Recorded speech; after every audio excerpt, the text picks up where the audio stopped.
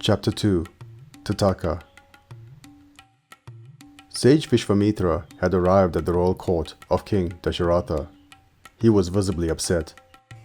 "My king, the demons have been making our life difficult.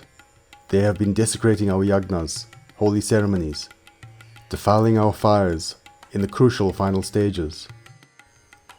The king immediately committed his support. "We shall send our greatest army units out to destroy the demons," said the king. But the king's offer was rejected by the sage. "Your soldiers are no match for these demons. They will kill them all. Only your son Rama might be able to defeat them. He must come with me now." The king turned pale. His son was just a boy. He had no battle experience. But the sage insisted, and on consultation with his advisors, the king eventually relented. Rama, although young, accepted the challenge with grace, and his brother Lakshmana, inseparable since early childhood, insisted on joining him. The two princes, guided by the sage, set off into the dark forest. These forests were once sacred lands, now ravaged by terrifying demons, led by the demoness Tataka. Vishvamitra explained the background of Tataka. There was once a yaksha, a supernatural being, named Suketu, who had no children. Craving for children, he performed a yagna.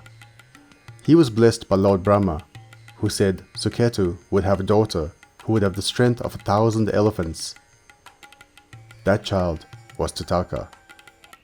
When Tataka grew up, she was married and had 2 sons.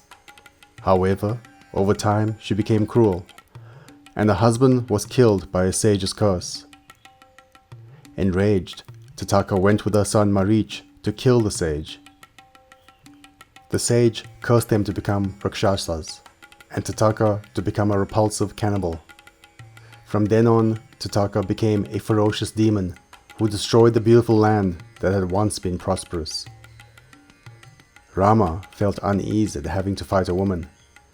Sage Vishvamitra counseled the brothers, "Do not have compassion or disgust for killing an enemy that is unrighteous, be it man or woman." Rama twanged his bow, making a thunderous sound. The sound drew Tataka out of her lair. The demoness stormed towards them with eyes burning like fire. Rama and Lakshmana fended off the demoness, but still held back from killing her.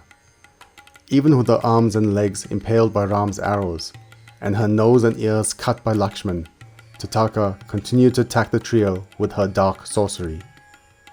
Rama then understood the killing of Tataka as uttamam, an eminently justifiable action. He released a final deadly arrow, and the demoness Tataka was released from her malevolent existence. But Tataka's death would not be without consequences. Thank you for watching so far. I hope you enjoyed. If you did, please hit the like button. If you're new here, please subscribe. This will ensure that more people can find this resource. Click the notification button so that you can be the first to know about new uploads. And please do comment below. I'll do my best to reply to any questions. Thank you.